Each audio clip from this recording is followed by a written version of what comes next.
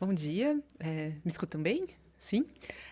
Então, primeiramente, queria agradecer por essa oportunidade de estar aqui, né, em nome da diretora Daniela, que não pôde estar presente, mas para a gente, né, para nós da Anvisa, é super importante estarmos nesses fóruns, né, só ecoando as suas palavras, né, o tema doenças raras para a Anvisa é um tema de grande valor, é a nossa prioridade.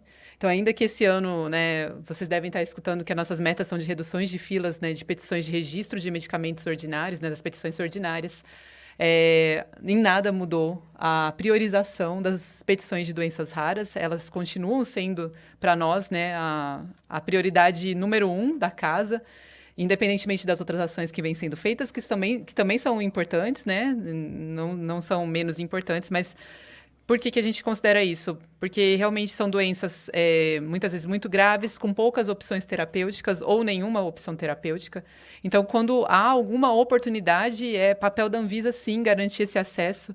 E da parte do registro, né, que é a parte que a nossa diretoria supervisiona, em tentar reduzir os prazos, garantir os acessos, priorizar essas petições o máximo que a gente possa conseguir ali no nosso esforço de trabalho. E a gente vê que é um comprometimento, inclusive, das equipes. Fiz parte, né, das equipes de biológicos há uns anos atrás, da área de registros, e a gente sempre tinha essa conscientização de a cada petição, principalmente de doenças raras, de pensar que aquele paciente poderia ser nosso filho, poderia ser, né, um parente próximo, e como que a gente tomaria aquela decisão que é tão difícil muitas vezes, né? Porque os estudos, eles não são estudos muitas vezes robustos, como são os estudos de fase 3, são populações menores, e são decisões muito difíceis de serem tomadas, mas que são necessárias, né? E assim como tivemos que tomar também muitas decisões na pandemia, né, as decisões desse tipo de petições, eu diria que é bastante parecido a situação que a gente fica, porque a gente tem que tomar uma decisão com base naquele acompanhamento que às vezes é mais reduzido do estudo e com aquelas evidências que a gente tem, sempre pensando na segurança e eficácia dos pacientes, né, independentemente do acesso, pensando especialmente na segurança. E antes de eu falar um pouquinho sobre a RDC, a 205, que foi um grande marco para a Anvisa, né, na regulamentação das doenças raras, queria só compartilhar com vocês uma experiência que a gente teve essa semana. Nós recebemos muito na diretoria, né, reuniões com empresas, com o setor regulado, e essa semana a gente teve uma oportunidade de receber uma associação de uma doença rara específica, que inclusive até pouquíssimo tempo não tinha nenhuma terapia disponível. Essa associação congrega várias famílias e foi bastante importante, né, esse tipo de reunião, porque muitas vezes as famílias elas têm mais conhecimento e acesso de que uma terapia já está disponível em um determinado país que os próprios órgãos regulamentadores, né, e como é importante essa conversa. Então, até em nome da diretora Daniela, a gente vê esse fórum e essas reuniões como bastante valiosas para a gente estabelecer conexões. Então, nessa ocasião mesmo dessa reunião, era uma terapia, são duas terapias recém-aprovadas, né, por uma autoridade que, inclusive, a gente considera de referência, que é a autoridade americana, a US FDA, e eles, assim, tentando nos pedir ajuda, porque muitas vezes esse tipo de setor produtivo é pequeno, não tem essa visão global regulatória e tem uma grande dificuldade de entender os regulamentos da Anvisa, as necessidades, a questão do que pode ser feito. E o que a gente conversou é o quanto estamos disponíveis. Não importa se é uma empresa grande ou se é pequena, se é associação de pacientes ou se... Não importa. A gente tem total abertura em recebê-los e fazer esse aconselhamento, esclarecer dúvidas, explicar essas condições que são bastante específicas, né, principalmente para doenças raras, que são condições com mais flexibilidade.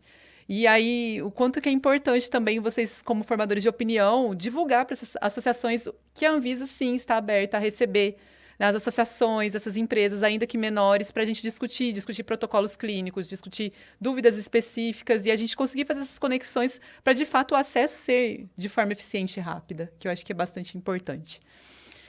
Dito isso, só falando um pouquinho sobre a RDC 205, ela é de 2017, foi um grande marco, né? Até então a gente tinha, né, as outras petições, mas não tinha um regramento, né,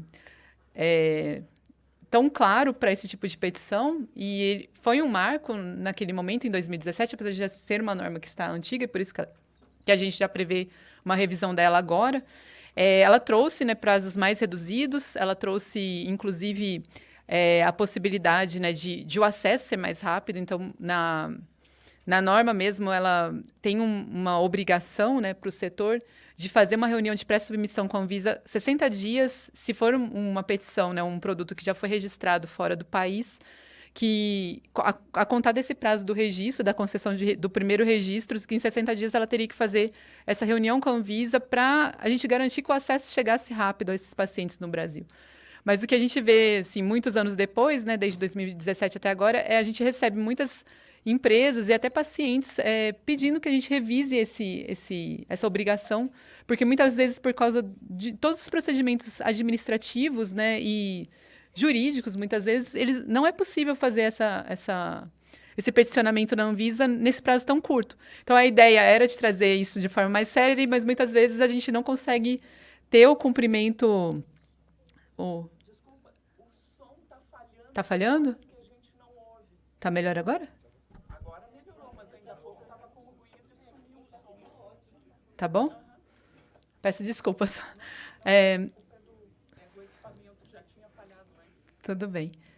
Então, só para dizer assim que um dos motivos que a gente também está revisando a norma é porque, apesar de ter tido uma boa intenção da agência em fazer esses prazos bastante curtos, muitas vezes eles estão impedindo o uso da própria legislação e do acesso. E não somente isso, né? Os prazos são curtos também para os cumprimentos de exigência, para as empresas, são prazos extremamente curtos e às vezes isso pode, inclusive, dificultar o acesso. Então, como é bom a gente ter essas discussões abertas, né, e entender que muitas vezes a gente tem que rever. E aí eu peço também a contribuição de cada um de vocês, porque a norma vai ser revista em um curto período de tempo, a gente acredita, e que cada um contribua na consulta pública também para trazer as diferentes visões, né, de qual que seria um prazo adequado, né? A gente quer prazos curtos, mas não que também impeça o acesso, né, desses tipos de produtos, apesar de que a gente tem outras vias regulatórias também priorizadas. Só para fechar um pouquinho sobre a anuência em pesquisa clínica, o que a gente também, só para trazer alguns dados, a gente percebe que a lei de pesquisa clínica tem ajudado bastante a atrair, de forma geral, não só para as doenças raras, mas de forma geral, trazer estudos clínicos para o Brasil. A gente tinha algumas dificuldades burocráticas com a legislação anterior, e o que a gente tem visto, assim, fazendo só um comparativo entre 2021, ano de 2021 a 2025, foi um aumento bastante significativo em números absolutos, o dobro de petições de anuências clínicas para doenças raras, então, entre 2021 e 2025. E em termos percentuais, hoje, né, no ano de 2025, que a gente já tem um relatório, mais de 50% das petições de anuências clínicas eram para doenças raras, o que para a gente é um motivo bastante importante, assim, de ressaltar que, por mais que são terapias que são difíceis, né, a gente vem observando esse aumento, né, de petições. E só para não me alongar demais, eu queria só reforçar isso mesmo, do quanto que a gente precisa de ter esse diálogo entre os diferentes setores, e a Anvisa está totalmente disponível para isso, para a gente discutir novos requerimentos, né, mudanças normativas, e também fazer esse papel de estabelecer essas relações entre os diferentes entes, os diferentes atores, para a gente, de fato, conseguir ter um acesso a esses medicamentos de forma mais célere. Obrigada.